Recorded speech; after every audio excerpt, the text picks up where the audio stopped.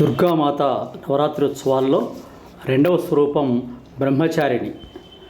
దధనాకర పద్మాఖ్యామక్షమాలాకమండల దేవీ ప్రసీద తతోమయీ బ్రహ్మచారిణ్యముత్తమా.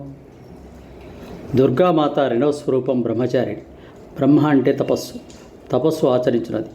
వేదస్త్వం తపో బ్రహ్మ. బ్రహ్మమనగా వేదం, తత్వం, తపస్సు.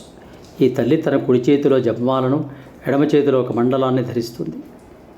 సాధకుడికి మనస్సు స్వాధీన కావడానికి స్వాధిష్టాన చక్రంలో స్థిరపడుతుంది. నైవేద్యం పులిహోరను సమర్పించాలి.